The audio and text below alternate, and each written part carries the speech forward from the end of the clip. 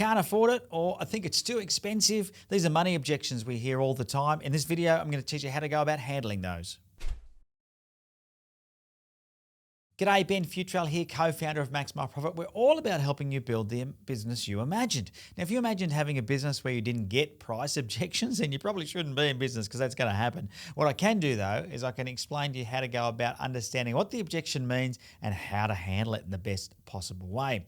The first thing to understand is that you need to think about the psychology of what it is your prospective customer is thinking, because if they say to you they can't afford it, or they say it's too expensive, they're actually telling you two different things. And it's really important that you listen and understand what it is that they're telling you. So for example, if a customer says, I can't afford it, what that means is I can see the value, but I just do not have the money to pay you for it.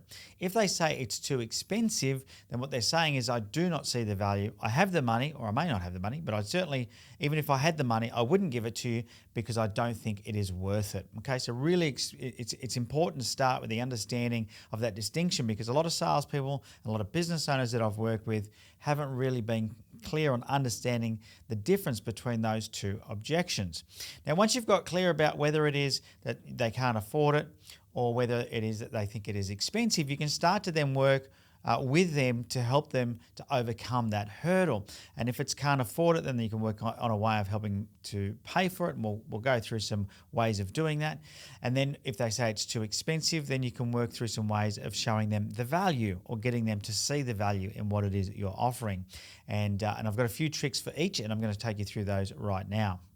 Now let's kick off with I can't afford it, because that is one that is quite common, is that you might ask somebody to buy something from you. They might say, look, I like what you've got for me, but I just can't afford it. Well, then what you need to be able to do is you need to be able to either position your product as affordable before the customer gets to you, or which is what I prefer to do, to be quite honest, because then you're not handling objections. Once you're handling objections, you're in a different mind frame, mindset, and a different sort of environment. If you can be making it so you don't get the objections, and that's a much better way to do your marketing. So I'll give you an example of how, say, a car dealership does it. If I'm selling you a motor vehicle that might be $30,000, rather than you seeing a $30,000 price tag, I break it down. It's called reduction to the ridiculous, is what this technique is called. And they will make it so it's just $7 a day or just $74 a week. So they'll break it down to an affordable amount of money. And what car dealerships have worked out is that even if that $30,000 car becomes a $37,000 car because of interest and expenses, if they can break it down to just a daily amount or a weekly amount, you as the consumer can start to see how you can pay for that. And a little mathematics starts happening to automatically in your head to work out how you can afford it. And if they say, look, it's just $7 a day, and a good salesperson might even say something like, look, it's just $7 a day, that's less than you probably pay for lunch each day. Or that's just 2 cups of coffee a day. And your brain then starts going, well, geez, I can make lunch instead of buying lunch, and then I can afford this car. Okay, so it helps the psychology of the situation, or that person, the customer, work out how am I going to afford this car. So it makes it very, very simple. So payment plans are a very, very popular way. We can see the popularity of something like Afterpay that has grown, or things like lay-by, because although they may not have the money then and there, if they have the ability to be able to pay it off, then that seems to be a way to help people get that, overcome that hurdle of I can't afford it. Now, the second thing I'm going to talk about is that if somebody says that something is too expensive, the last thing that you should do is reduce your price or discount, because what you're telling them then is that they were right and that the product or service that you were offering was overpriced in the first place, and they'll start to question the quality or the integrity of the dealings that they have with you. And that's the last thing that you want. So when somebody says that they think something is too expensive, your job now is to increase the value. Okay, and it's called value stacking. And you can add things to add value, or you can just show the benefits or make the benefits really clear so that they build their own value stack. Okay, and so really, really important to think about it like this. Let's say I had just shown you my service that was as a removalist, and you might go, that just seems too expensive. You're 20% more than everybody else. Then I might be able to start asking some questions. So could you tell me what is important to you? Is just moving your items important to you, or moving your items without them being damaged important to you? Or is it important to you to have insurance on the items that are being moved. So you know that if something does accidentally get damaged, that we will cover it, no questions asked, and we'll repair it. Okay, so you start talking about what it is that you do that is more valuable than your competitors. The other thing that you can do rather than discounting is you can add other products or services to increase the value of your offering. So we'll go back to that removalist example. Maybe what I could do is say, look, what if I also included a end of lease clean for you absolutely free?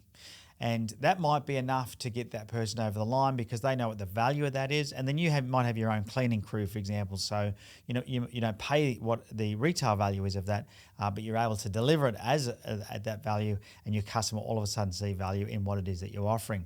So it's really, really important that you be able to demonstrate the value. A very, very common way of doing this is to do what's called the Benjamin Franklin close. It's where they draw a line on a piece of paper and you put the pros on one side, the cons on the other, and you sit there and you ask your client or your prospective customer, what are all the positives of buying this product or service? What are all the negatives?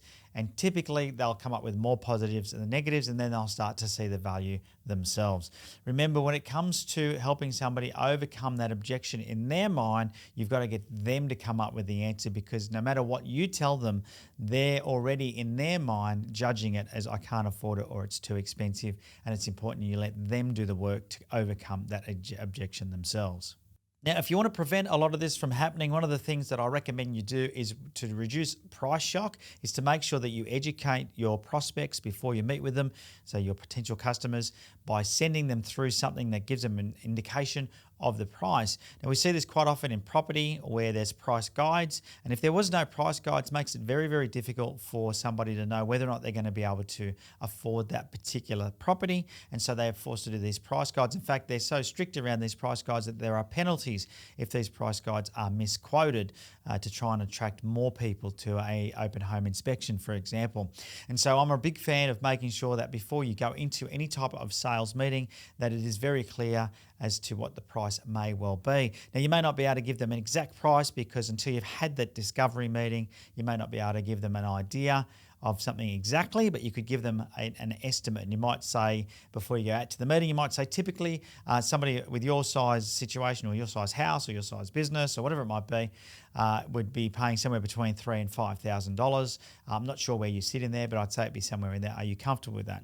And what you're doing is you're now just sort of doing a bit of what's called price positioning and letting them know that that is what's likely to happen. It's no good hiding the price and hoping that you'll do such a good presentation that they won't get shocked by the price if you are more expensive than everybody else.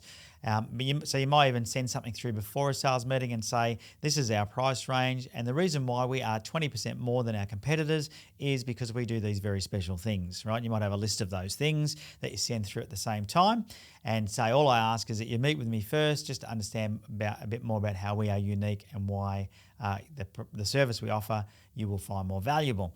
Because once I can get you over that initial hurdle, then you'll find that you're more likely to be prepared to pay more for that additional value that we offer.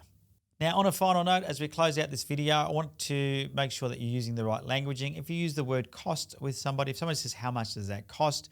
And you say the cost is, then it's going to give psychologically going to give them a bit of a mental picture that this is costing them money. What you want to do is you want to talk about an investment.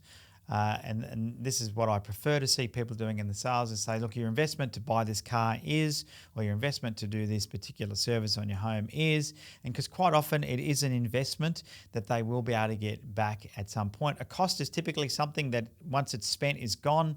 As we're even buying a car, you might buy a car for $30,000. You don't just lose your $30,000. You now have an asset that you can resell. Sure, you'll get to resell it for less down the track, but all of that money is not gone, and it is an investment. And people do treat their motor vehicles like an investment, as they should anything. So if somebody is buying something from you, especially in B2B, so if it's for business improvement, you want to talk about an investment and then the return on investment they'll get. Even with something that is B2C, so business to consumer, if they're buying something that makes their life easier, more enjoyable, or makes them more relaxed, there is a return on investment. It's just not monetary. It's more about their own personal benefit that they're going to receive from it. All right, there we go. So that's how you sort of work through that. Remember, first of all, just make sure you're very clear about whether or not the mindset is it's too expensive versus I can't afford it. And I do have a 7-step process for handling any sales objection. You'll be able to find that video also in the link down below. We'll put a link to it down there, and you better go and watch that video where I take you through my 7-step process to handling any sales objection with ease.